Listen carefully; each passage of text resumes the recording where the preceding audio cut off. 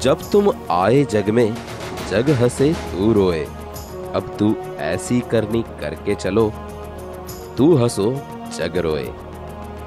आंखों में तेज, देशनी माटे કંઈક કરી છૂટવાની ભાવના અને ચહેરા પર ઉત્સાહ સહિત બલિદાનની ભાવના સાથે નીકળી પડેલા આ વીર જવાન જેણે દેશની સુરક્ષા અર્થે પોતાનું જીવન ખર્ચી નાખ્યું। 8 વર્ષ પહેલા શહીદી વહોરનારા માણશી ગઢવી વર્ષ 2004માં જમ્મુ કાશ્મીરની સરહદે આતંકવાદીઓ સાથેની અથડામણમાં વીરગતિને પામ્યા હતા। 8 વર્ષ પહેલા 22 સપ્ટેમ્બર 2004 જમ્મુ કાશ્મીરમાં આતંકવાદી સાથે ઓપરેશન રક્ષકમાં શહીદ થયેલા અને ગળામાં ગોળી લાગી હતી।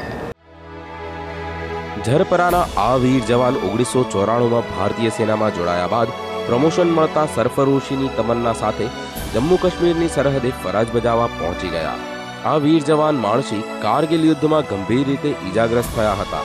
તેમણે હિંમત ન હારી અને કાશ્મીર સરહદ પર પણ ભારત માતાની રક્ષા ખાતર હથિયારો સાથે સુસજ્જ થઈ ગયા હતા।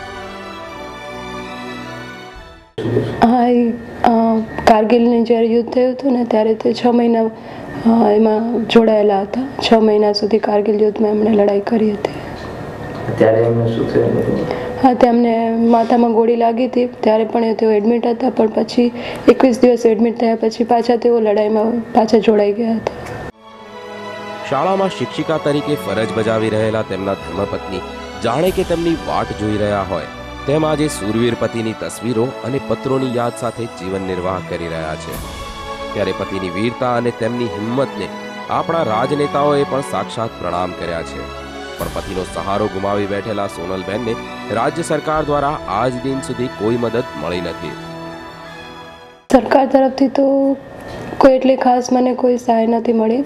હા, બાકી આર્મીમાંથી મને બધી જ ફેસિલિટી મળવાની બધી જ મને મળી છે।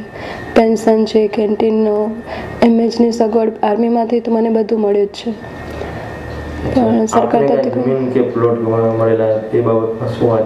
જમીન તો કોઈ મને મળી નથી। પ્લોટ મળ્યો છે પણ કોઈ રાહત દરે એટલું બધું નહીં એમ। આ બલિદાનથી તેમનું નામ એવોર્ડની તકતી પર અંકિત જરૂર અંકાઈ ગયું છે। ત્યારે 24 વર્ષીય શહીદની શહાદતને અમારા કોટી કોટી વંદન। બ્યુરો રિપોર્ટ, સંદેશ ન્યૂઝ, કચ્છ।